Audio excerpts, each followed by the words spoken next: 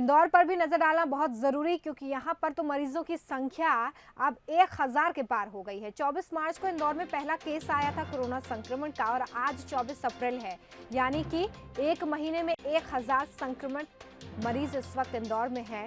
Hotspot Indore में 84 नए positive मरीज मिले हैं, जिसके बाद संख्या 1029 हो गई है।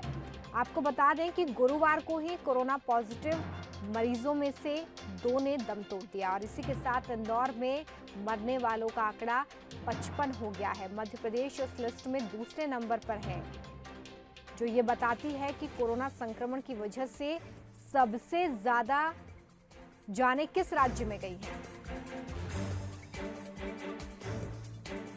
इंदौर सांसद शंकर लालवानी इस वक्त हमारे साथ मौजूद है और इस वक्त जिस दौर से इंदौर गुजर रहा है काफी चिंताजनक स्थिति है, या फिर कहें कि चिंतन का ये वक्त भी है। सांसद जी, किस तरीके से आप देख रहे हैं? सबसे बड़ी बात यह है कि इंदौर में आखिर इतने आंकड़े बढ़े कैसे, कहां पर चूक हो गई थी, ये सवाल जहन में है फिलहाल। देखिए, ये सवाल सबके जहन में है, हमारे जहन में भी है, लोगों के भी है, देश में भी है।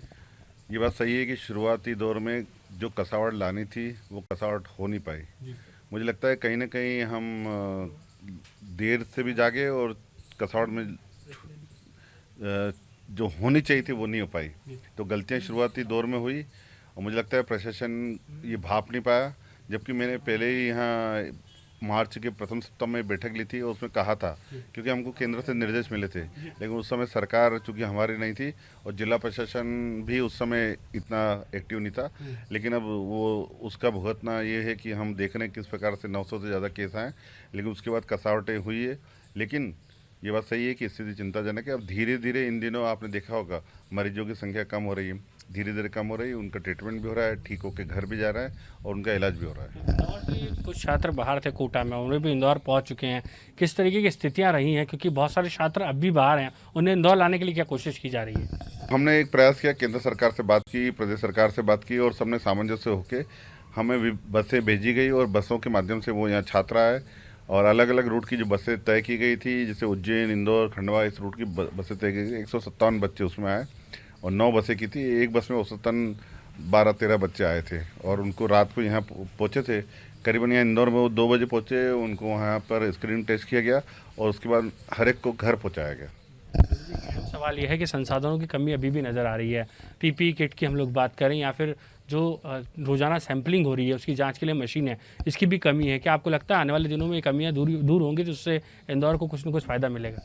देखिए, पीपी किट की जो बात है वो मुझे लगता है कि अब कमी नहीं है। सैंपल ज़्यादा आ रहे हैं इंदौर में, जिस प्रकार से सैंपल आ रहा है औसतन 500 से 600 सैंपल प्रतिदिन आ रहे हैं और हमारी अपेक्षा है इसको सैंपल और बढ़ाना भी चाहिए, ताकि वस्तुतः मालूम पड़े इंदौर में कितने पॉजिटिव हैं या नेगेटिव हैं।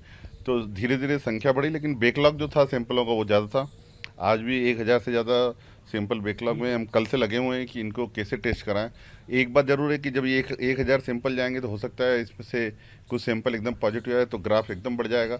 लेकिन घबराने की बात इसलिए नहीं है कि ये पिछले दिनों का है और आने वाले दिनों में हम लगातार नई प्राइवेट लैबों से सेंक्शन हो गया केंद्र सरकार का, राज्य सरकार दिशा निर्देश जारी कर रही है। मुझे लगता है आज या कल में प्राइवेट लैब भी चालू हो जाएगी, ताकि सैंपलिंग जल्दी हो जाएगा और लोगों को मालूम पड़ जाएगा। राशन मई का इंतजार सभी को। आपको लगता है कि इंदौर में जो हालात है तो लॉकडाउन और आगे बढ़ाया जा सकता है? ये सब हमारे इंदौर वासियों पे तय करना पड़ेगा।